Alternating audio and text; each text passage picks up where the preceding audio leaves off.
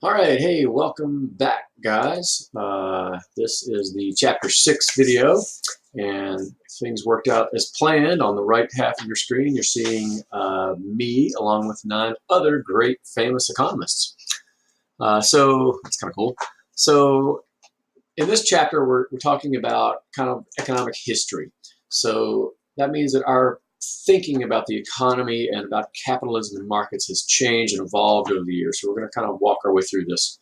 I'll admit it's not the most exciting chapter in the world, but it's really important to understanding some things that come later in the class, and really just to understanding politics, because Republicans, Democrats, liberals, and conservatives kind of use these different philosophies. So this is very informative stuff. I guess keep in mind that kind of the overall question that we're asking throughout this chapter is, what should be the role of the government in the economy? Should it be trying to speed things up and help the economy grow? Should it be trying to slow us down?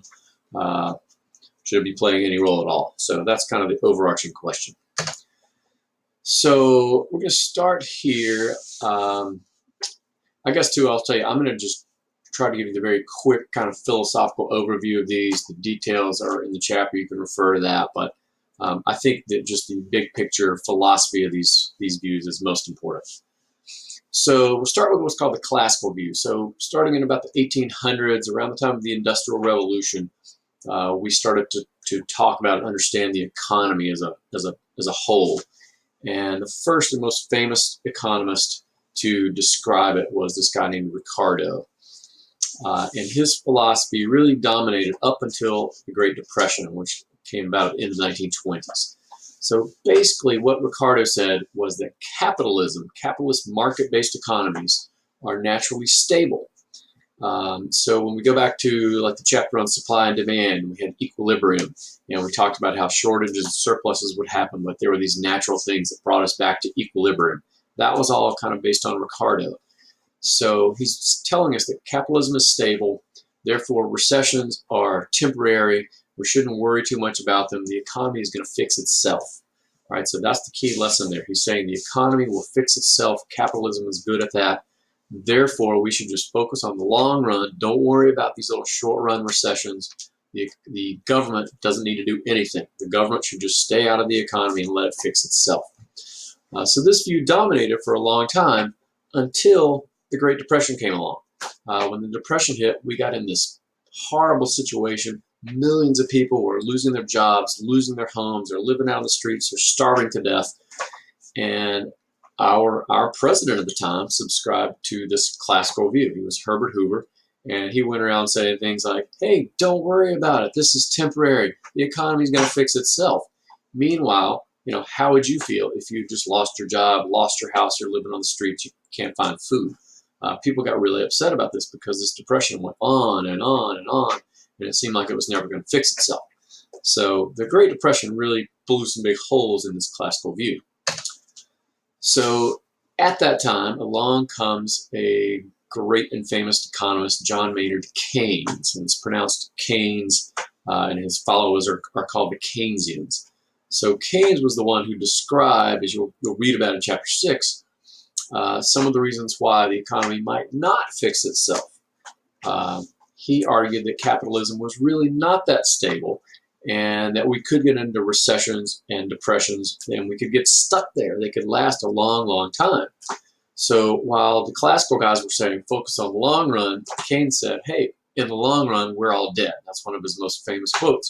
But his point was, yeah, okay, maybe the economy might fix itself in the long, long, long run, but meanwhile, people are suffering. They're homeless. They're starving to death.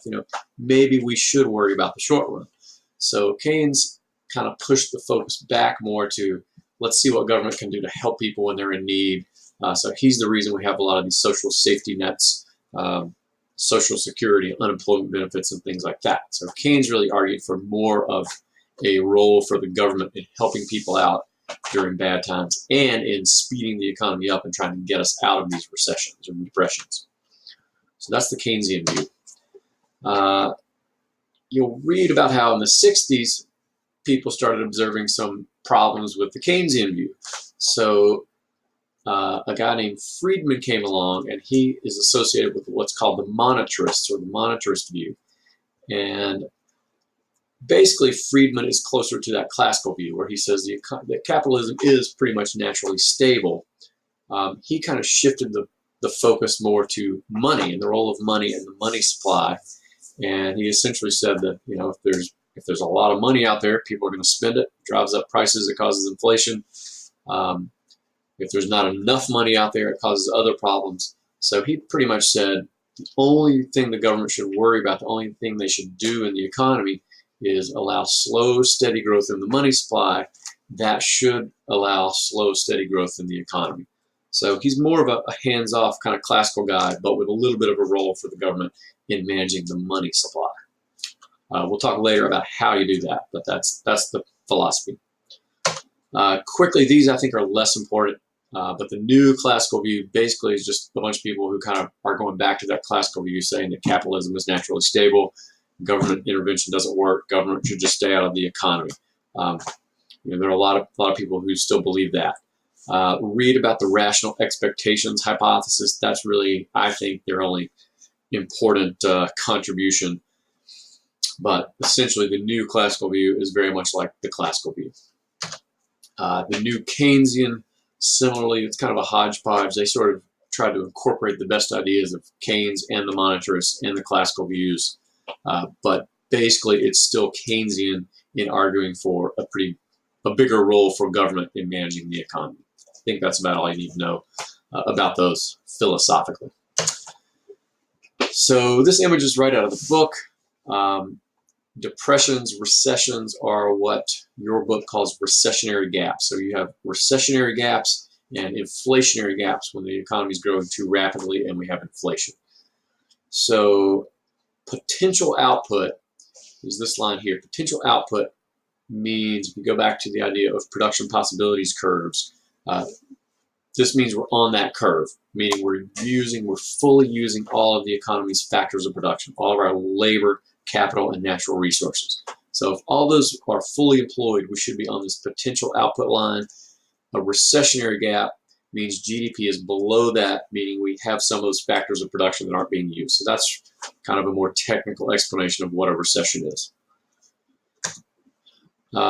This chapter introduces you to this model of aggregate demand and aggregate supply. So we've talked about supply and demand before.